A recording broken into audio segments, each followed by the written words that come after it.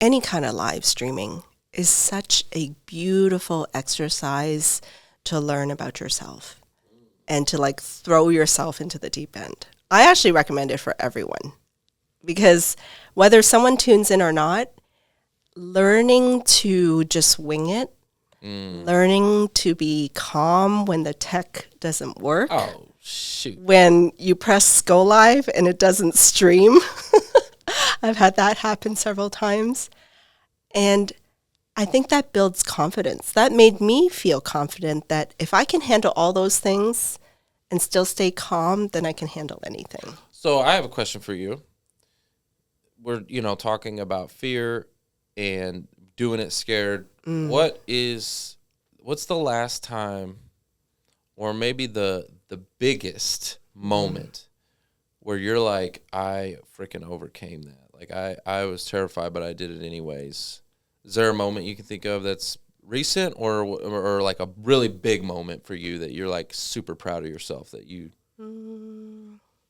Because it sounds like LinkedIn Live was one of those. Yes. Yeah. That was 2020. Well, I was really nervous I did an episode with Jacob Miles, who's a former VP at Hasbro. Okay. And he and I did a show about tech and toys. Okay. I think I remember you telling me about that. Yes. And I was really nervous for that. Why? Because I really wanted it to do well. Because I had committed to doing things that were more fun and that like honored my inner child, which didn't get to play a lot growing up. Oh. I didn't say that to get your pity. No, that's so sad. But it's okay. It's okay. But I get to play now. Yeah, and so I really, because that's going to become, by the way, a spin-off show from Tech Legacies. And I remember being so nervous before that episode because it was live. And all I could think of was, what if the tech doesn't work? And I remember, I'm going to share something very personal here. I remember to hype myself up, I went into my closet, put on like the Sia song called Unstoppable. And I just listened to it and like danced around in my closet to like hype myself up. And then I was like, okay, I got this. I got this. And then I walked into the episode and then, and it was fine. And it was just like the adrenaline was just pumping.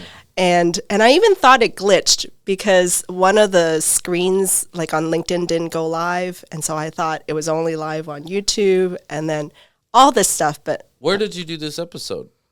Real News PR You did it at Real News? Yeah, oh, okay. Yeah, at the anchor desk. Okay. Yeah. See, that's why I do like their setup over there. Like, I trust that they got the setup. Yeah. You know what I'm saying? They got a good setup. But that's how scared I was. I was psyching myself up and thinking that there was a glitch when there wasn't even a glitch. There wasn't even a glitch, yeah. And these are like, so that was, that's 4 years into my live journey. And I still felt that. And so I think it just goes to show it never ends, but you just keep going. So, do you ever feel like that? Yeah. Because do you still get nervous interviewing certain people? Certain people, yeah. I recently, actually, I just released it. Was Rachel Cruz, which is Dave Ramsey's daughter. So I interviewed her. Actually, I've interviewed the entire Dave Ramsey team except for Dave Ramsey. I'm still working on him, working my way up. But I figure, hey, like literally all of his personality team, they're all big time too, right? They're not him, but they're big time, right? Anyway, and I've interviewed all of them, and but yeah, I still get a little bit, but it's not like, it's not that big a deal. I interviewing is almost getting mundane almost. This is why I want to take it to this is like this is new. This is a little bit new. I like unscripted. Just go with it. I like that. Maybe we could get in here, okay, instead of like today we literally had zero plan, and I wanted to keep it that for a reason. But maybe having a topic, just a it could be a trending news story or something, just to get the thing going. Maybe a few things like. But beyond that, no formulated questions or anything like that. Just, I see. Do you ever watch Patrick Bet David, the PBD show? I have not. No? Okay. Do you know who that is? But I know who it is. Yeah. Yeah. I like watching his because he does that a lot, where he will have trending news stories. Yeah. Right? And they'll have like him, and then usually about 3 other people on the podcast. And he'll basically kind of read the news story. And it's something, it's usually political or whatever. But then everybody's kind of giving their thoughts about this trending news story, right?